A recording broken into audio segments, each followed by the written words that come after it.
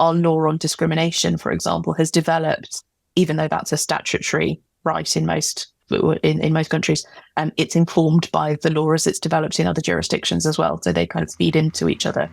You're listening to the Global Workforce Podcast with me, George Britton. Each week, we interview an industry expert to dive deeper into the world of managing a global workforce and discuss the big strategic challenges that you're going to encounter along the way.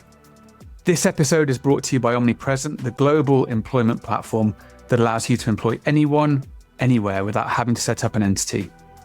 Designed, built, and supported by global employment experts, Omnipresent takes care of your international employees and contractors, so you don't have to worry about payroll, HR, or compliance issues, making it easier, faster, and safer to expand internationally. My guest today is an employment lawyer who has been praised for her ability to give timely, clear, and exceptionally perceptive advice under pressure. Nicola Ihnatowicz is a partner in the employment division at Trowers Hamlins LLP, with a specialism in HR and employment law across the private, public, and third sectors.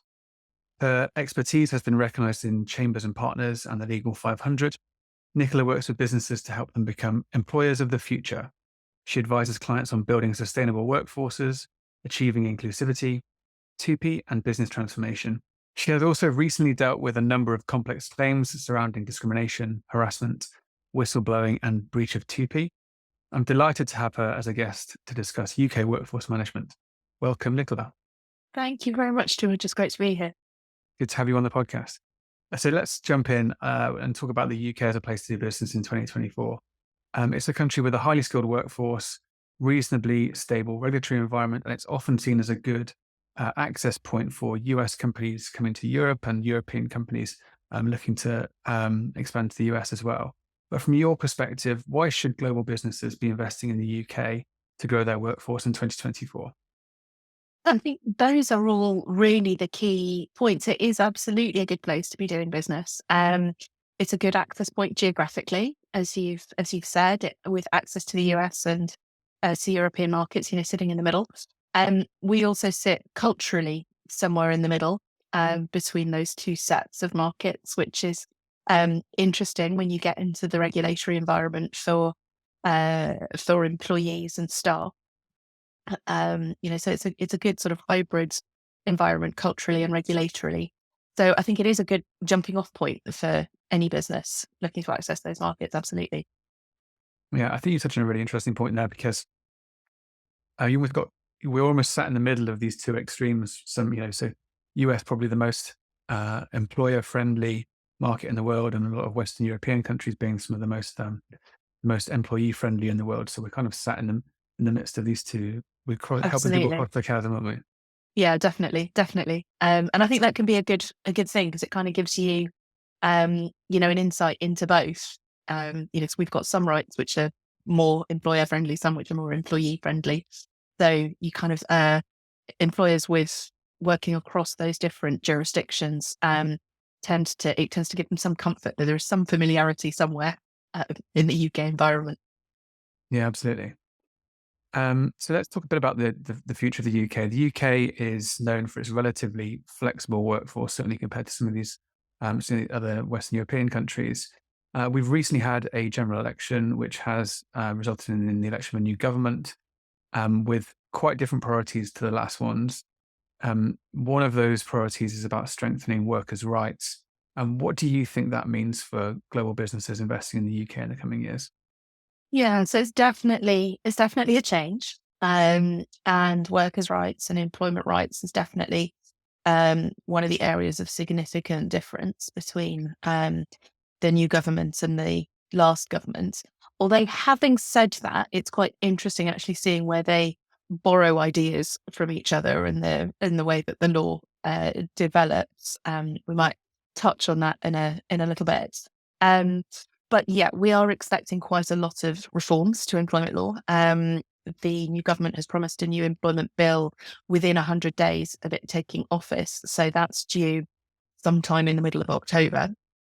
And there are some quite significant changes that we're expecting. So, for example, unfair dismissal is going to become a day one right, as opposed to a right which staff employees acquire after 2 years employment. So that's quite a significant change. And there are others as well, sort of increases in workers' rights to various forms of flexibility. Having said that, the rights, the new rights are not as dramatic as some of the headlines that we've seen over the last couple of weeks have been.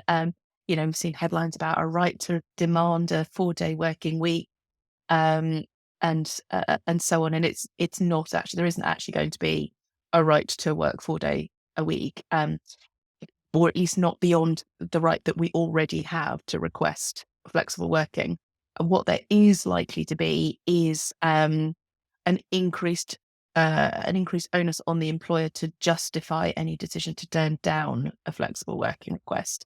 So at the moment, there are a set of statutory reasons why an employer can turn down a flexible working request, and they don't have to be reasonable in that, as long as they're genuine. So as long as the additional cost or the additional burden on other employees is the real reason you're saying no, it doesn't matter if it's actually quite a minor reason.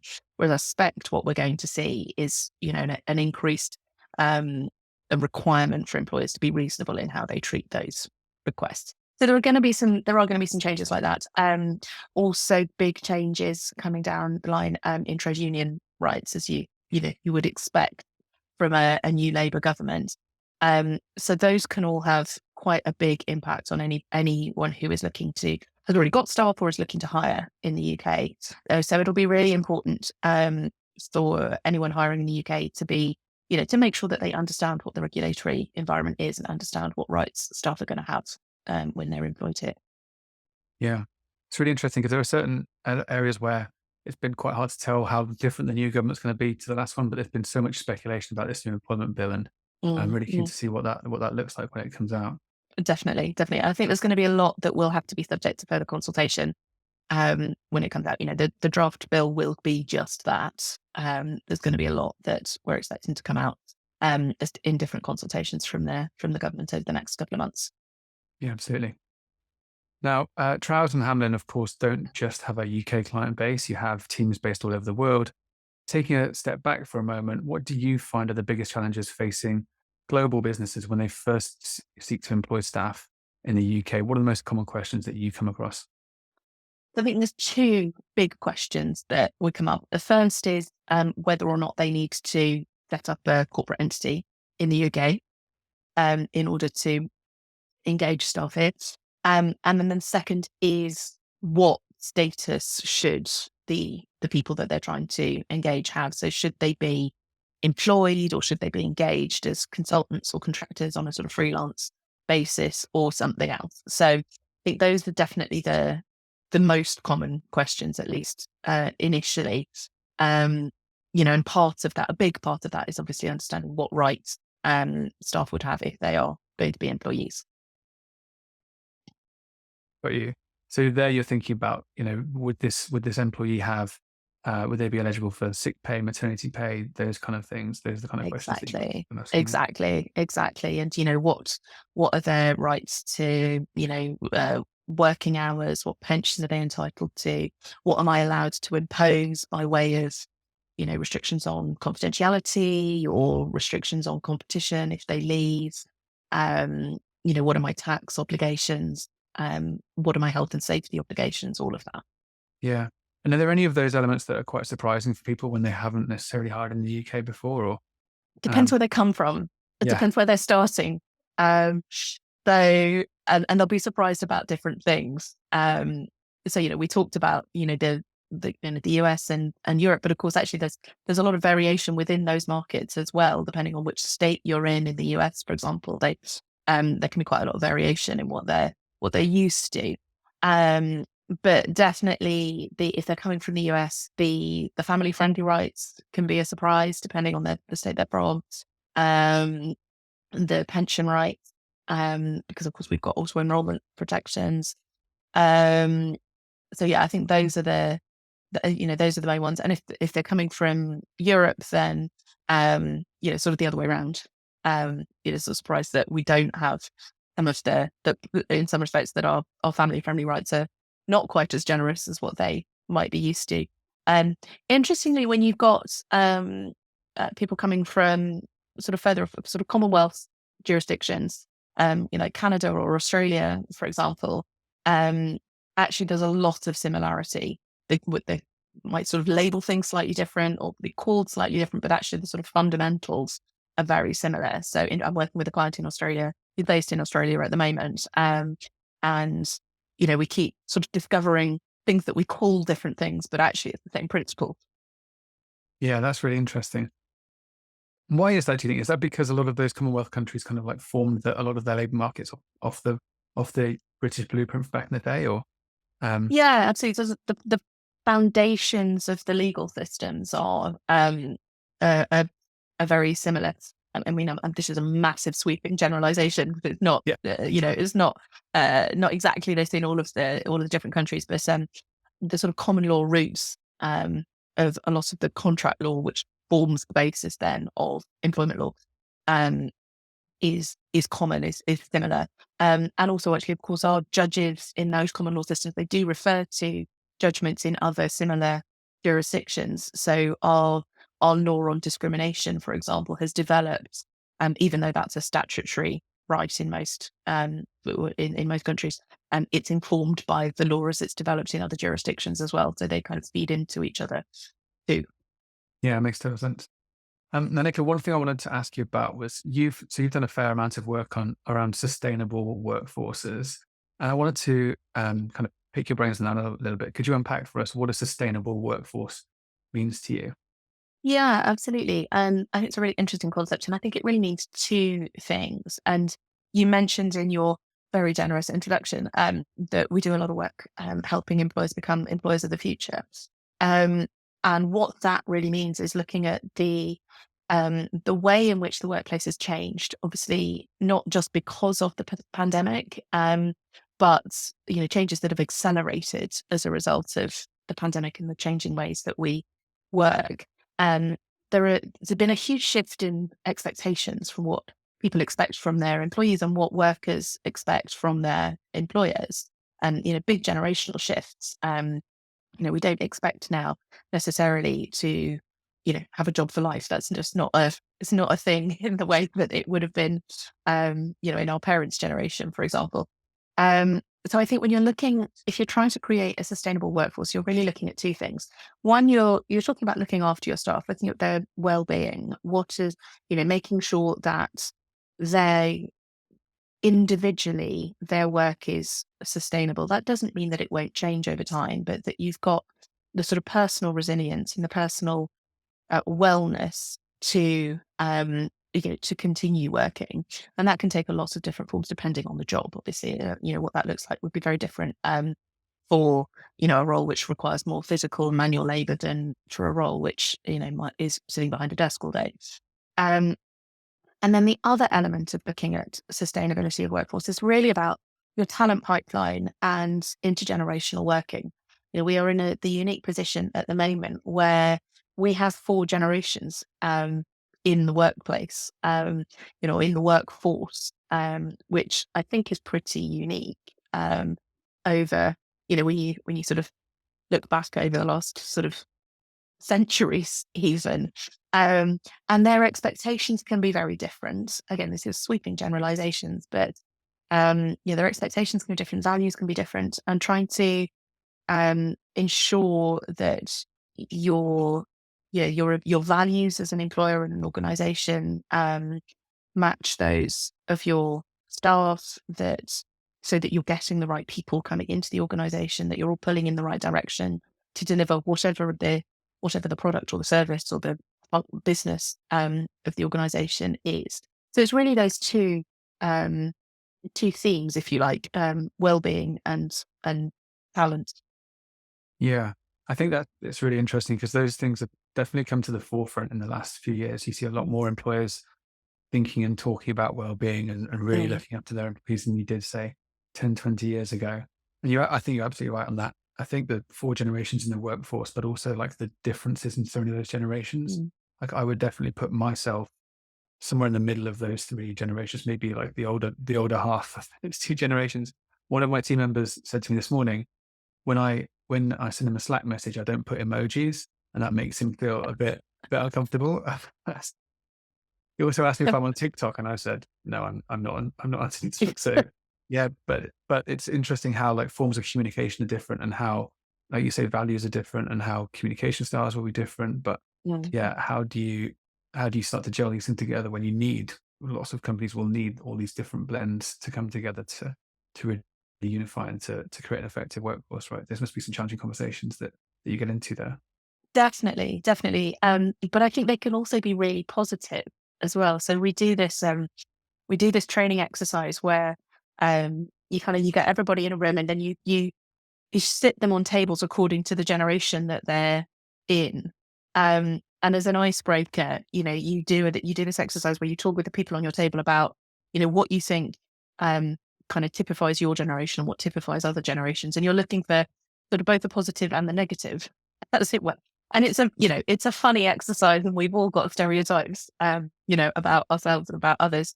But actually, there's some really positive things that come out of that as well. Like I'm always really, you can be inspired by, the loyalty of, the older generation. You can be inspired by the innovation and the sort of refusal to accept the status quo from, from whether it's, well, the younger millennials or Gen Z, or whoever it is. So I think there are, and if you explore those positives as well, it can be a really nice way to bring people together and actually find the values that they have in common too. Mm. Yeah, 100%. Perfect. So, what does the sustainable workforce look like in the UK context? How can a business grow a UK culture that has this sustainable concept at its heart? Yeah, it's a really great question. And I think it's, part of it will go back to where has the business started from, because, there are differences in cultures, obviously, across the world. And the obviously we've talked about, the UK is sitting somewhere in the middle, um, geographically, if you look at a traditional map, and culturally.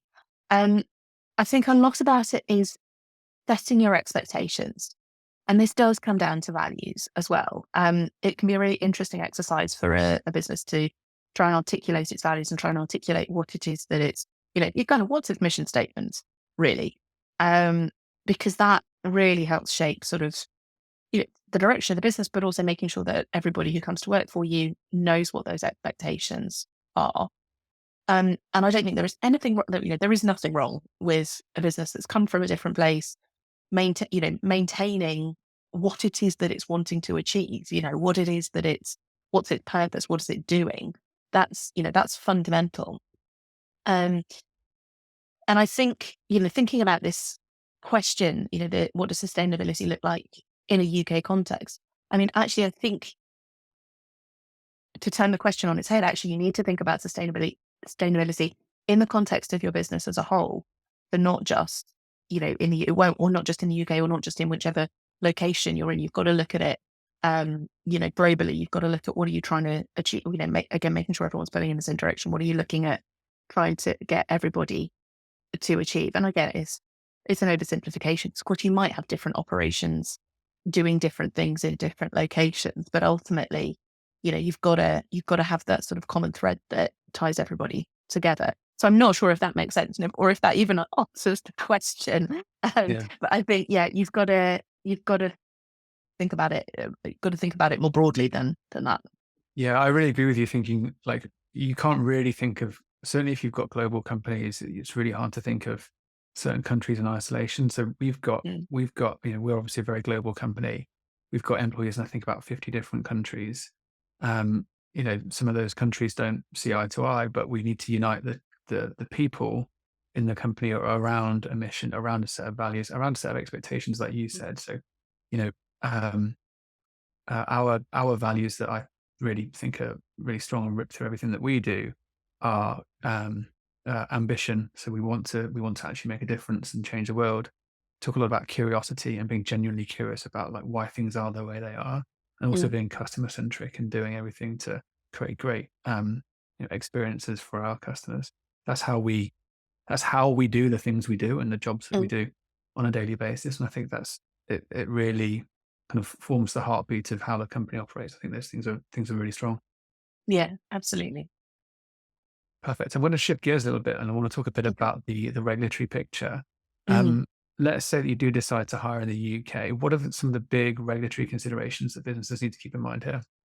Yeah, so this kind of goes back to the questions that I get asked when people are looking at setting up here, or when they're looking at employing people here, or engaging a workforce here. So, there's the question about how are you going to engage the people that you want to employ. I mean, I'm using employ as the shorthand. So, do you want them as employees? Do you want consultants? Are you going to use agency staff? Are you going to use an employer of record? How are you going to do that? What relationship do you want with them? And I always sort of start from the point of view, what do you want them to do? What is never mind the law, what do you want them to do? What do you want that relationship to look like? What are you getting from each other? And then let's take it from there. Um, and that goes hand in hand often with talking about whether you want to set up a UK corporate entity as well, and if so, what. Um, Assuming people do want to take someone on as an employee, you've got to understand obviously all of their legal rights and the sort of regulatory environment that goes with that. So getting your contracts right, what are their pay and benefits going to be, getting your payroll set up so that you're getting PAYE deductions made and accounted for to HMRC, getting a pension scheme set up so that you're compliant with auto enrollment, getting your sort of health and safety arrangements set up, making sure that you understand what your working time obligations are, um, making sure your data protection provisions are going to be, your data protection arrangements are going to be in place so that understand what GDPR is, so that you're registered with the ICO if you need to be. Obviously, all of that is going to depend as well on what your business is doing. That'll be a much bigger issue for a business which is has a lot of customer data or client data, for example, as opposed to one which is, remaining, we're just talking about employee data. Not that that's not significant, but it's if the business is not dealing in data, if you see what I mean. Mm. Um, so yeah, there's a lot of different considerations, but if as an employment lawyer, those are the main ones that kind of come across my desk. Yeah, no, makes total sense. One of the topics that comes up that gets a lot of attention on the podcast, or a lot of people tend to talk about, is when you're going through mergers and acquisitions, especially cross-border M&A, when you've got a foreign company then inheriting or acquiring a UK subsidiary. I know that you and Trowers Hamlin have a lot of experience in this as well. What are some of the biggest challenges in that scenario? So, another company making an acquisition of a UK company, then having to get up to speed on all of those things you just said, each of Yeah. which could probably be a podcast in their own right within, a couple of weeks. Yeah, completely, completely. The biggest thing is understanding what you're getting and what you're inheriting. So obviously, as part of that transaction, the biggest chunk of work is the due diligence on what it is that you're acquiring, assuming that you're buying, as it were. So understanding who you're getting, what they're doing, what their rights are, and so on. Um, and a large element for that transaction might be TUPE, depending on the structure of the deal. Talking back, referring back to what people might be surprised by, American buyers into the UK or other European markets, because of course TUPE is originally derived from the EU. Um, can be quite surprised if they're taking on a business transfer or transfer of going concern, to discover that there's this thing called TUPE, and that might mean that they can't change terms and conditions or restructure quite as simply as they might be used to doing. But TUPE doesn't always apply. So, for example, on a share sale, TUPE doesn't apply because the employer isn't changing. Um, and then the other factor, whether it's TUPE or not, is the kind of consultation processes that you might need or want to go through when you're going through an M&A process. So, depending on depending on what you're proposing to do, depending on whether TUPE applies or not, or certain other things, there might be legal requirements to consult, but even if there aren't, it can still be a good idea, your sort of communication strategy for taking on these new people. And that often, it's very easy for that to get forgotten or to get missed because people are so caught up in doing the deal, and the deal might not happen. And then sort of it does happen. It's like, right, now we need to go and introduce ourselves to this new workforce that, is now ours and our responsibility. Um, so yeah, I think there's a number of things to think about, unsurprisingly. Yeah.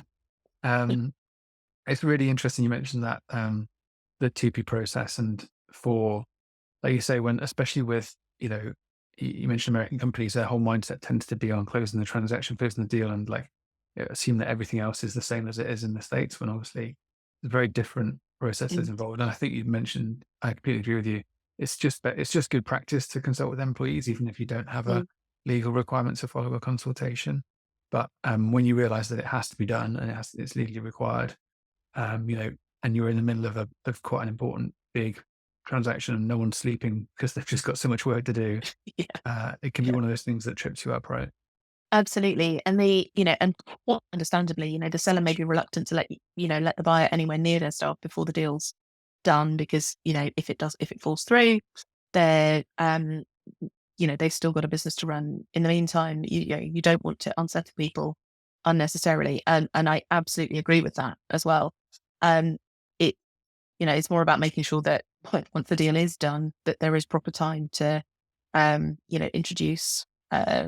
introduce yourselves to the new organization, rather than it being, sort of overnight surprise. Here are the new owners. Yeah. Yeah, yeah, and you've got to. I think you're right to talk about like when when the deal is done, because you don't want to be, especially if you talk about this, these different generations, right? Some of the longer generations who do still have or do plan to have a job for life and have been in a job for a long time, to all of a sudden be going through some kind of transaction like this. The last thing that they want to be doing is, are we, aren't we, in this Yeah. Absolutely. situation of uncertainty, right? Yeah. So, yeah, picking like the right time to do that, making sure that's part of the communications plan, I guess, is something that's going to be a really important part of Absolutely. that transaction. Yeah. Absolutely. Perfect. How much of a role do you think TUPE plays when you're thinking about global companies that have a foothold in the UK? Yeah, it can be a big part. As I sort of alluded to, it does depend on the structure of a transaction. If we're talking about, M&A activity, um, if we're just talking about a business doing business in the UK, it can have a big role depending on what it is that they do. So, for example, if they're a company that has a lot of outsourced services or is perhaps contracting with, um, could be public or private sector, but if they are themselves an outsourced service provider, then they'll be very familiar with GP because GP applies where there's what we call a service provision change. So where the client stays the same, but the service provider changes. So that's an insourcing, outsourcing, or a retender, a reprocurement of services. So those businesses tend to be really familiar with it. So in sectors like uh, social care, um, health, um, repairs and maintenance, construction, all of those industries tend to be really familiar with GP. And there are obviously plenty of others as well. Um, if it's an M&A transaction, it depends on the structure of the deal. So if you're buying a business as a going concern, but not necessarily buying the shares of the company, then GP can apply. But if it's a share sale to acquire the company, then GP won't apply. So it really varies. Yeah, sounds like yeah, it might apply in different scenarios depending on what's going on, but also has different implications based on what you're trying to, just as you said earlier, what you're trying Yeah, to do, what you're trying to achieve, and also the setup of the people engaged. Um, absolutely. Yeah. makes total sense. Um, let's talk a little bit now about workforce harmonization. I guess one of the topics that often comes up here is, during M&A transactions, you've got to think about, as I say, what happens after the transaction, and um, how do you harmonize things? How do you um, get everyone onto the right, plan for what's going to happen after the transaction? What's your Mm. perspective on some of those things? Yeah, it's a really good question. I think, it's a mixture of legal and non-legal um answer here. Um, so there will be some legal things, like, getting people onto similar contracts, similar benefits packages, and so on, similar terms and conditions, and if it's not a cheapy situation, that's much easier to do. You still need to talk to people and ideally get them to agree if they're contractual variations. But if it's a cheaper situation, then there are restrictions on what you can and can't change. And by way of, harmonizing terms and conditions, it's not impossible to do, but you've got to understand what you're doing. You've got to have a good business case for doing it. You've got to follow the right consultation procedures and so on. Um, but I think again, sort of, you take a step back, you never start with the legals on this one, take a step back and what are you actually trying to achieve? And, rarely are you harmonizing these things just for the sake of it. You're trying to harmonize things in order to um, include this new business, this new part of the business into your wider operation. Um, so, there are often more basic things like harmonizing your systems, getting making sure that your systems talk to each other, making sure you've got um, similar data, similar operational requirements and so on. You might need to restructure to align, the roles that people have got in different locations if they're working in similar functions. You might need, you are harmonizing your branding, for example, depending on the deal and the nature of the operation as well. So yeah, there's lots of different things to consider. But yeah, on the legal side, for me, it tends to be contracts, policies, benefits, that sort of structures, legal structures. Yeah, it makes total sense. I think one of the things that we often come across is international companies from outside the UK saying, well, look, this is what we provide in these countries. Like one of the things that I would say in favor of the US companies, because we've kind of talked them down a little bit on this in this podcast today, but one of the things they do is they always assume that everyone needs healthcare. So Yeah, yeah, they with the default mindset of like talk me through healthcare plans, talk me through dental, talk me through vision, mm, critical illness, everything. So I think that's one really interesting. And they always have this, not just the US companies, but everyone has this idea that everything needs to be harmonized across different countries as mm, well. That's when it gets a bit tricky because French companies hiring in the States, or not say France, but when it's not quite so common to have like a private healthcare yeah. setup and then having to educate them, actually, you need this if you want to hire anybody really in the Mm. US.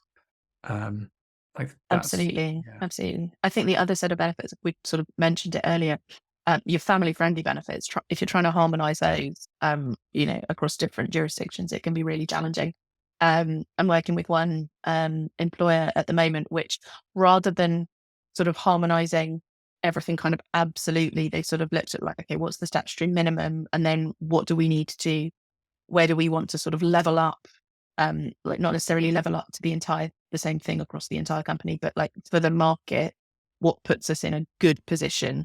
We don't want to be just at the statutory minimum across the world. We want to be, to stand out as as a family friendly employer, but that is going to mean different entitlements in different locations.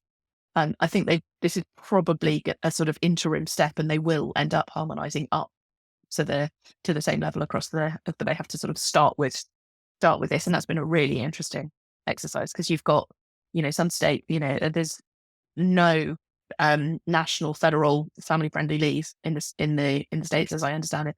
That there is in some individual states. And then you've got other countries in Europe where, you get more than a year's paid leave. So it's, very, very different. yeah, absolutely. And I think that's where you really need the local knowledge, right? It's that Yeah. you think that you think that the salary should be this, and actually it should be something completely different. You think that actually Yeah. talent pool looks like this, and it's something completely different.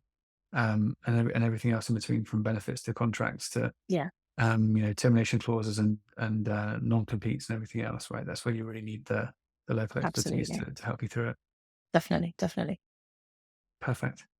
Um, Nicola, it's been great speaking to you today. Let me just get your final thoughts on this. So, if you were to give your top 3 tips for companies who are entering the UK market, be it through making their first hire or through through making an acquisition, what would your key takeaways be?